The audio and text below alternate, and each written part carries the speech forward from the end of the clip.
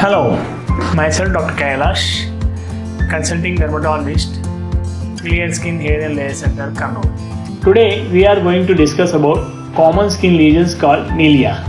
Milia are multiple tiny pearly white bumps, most often arise on the face, predominantly on the eyelids and cheeks, and can occur elsewhere.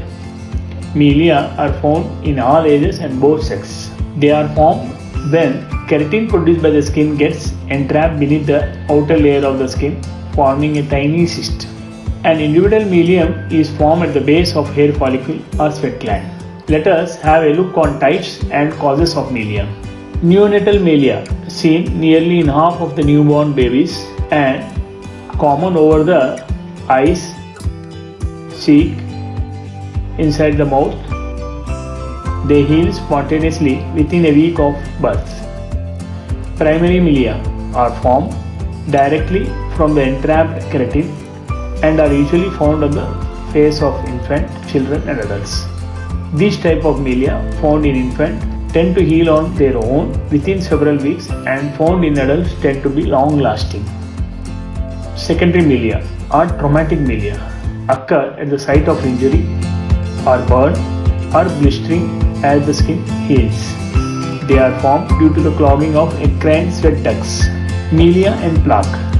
Multiple milia are formed on an inflamed or red skin and appears as elevated area on the eyelid, behind the ear or jaw with a plaque up to several centimeters in diameter, sometimes associated with other skin diseases such as discoid lupus erythematosus, lichen planus and so on. Multiple eruptomilia appears as crops of numerous milia.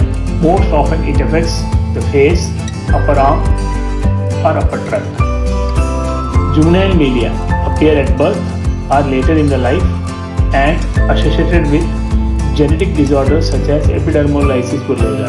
Milia associated with drugs rarely seen to the use of topical medication such as corticosteroid, hydroquinone and 5-fluorouracil. Treatment of milia. Milia does not need to be treated unless cosmetically undesired for the patient.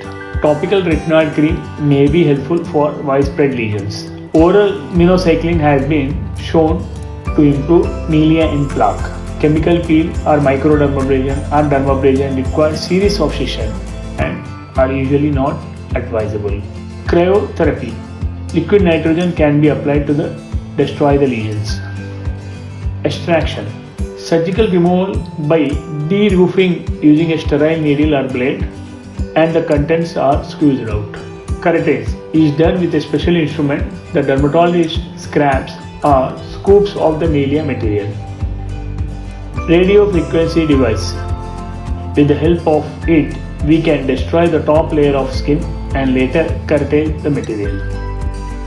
Laser treatment for milia, either ablation by CO2 or Ergomed, is a recent and effective method to remove extensive milia. However, milia are found in outer layers of the skin and are difficult to remove. Hence, do not make an attempt to remove them at home as it may leave a mark or scar. The best method of removal of milia is by Elman radio frequency device or by CO2.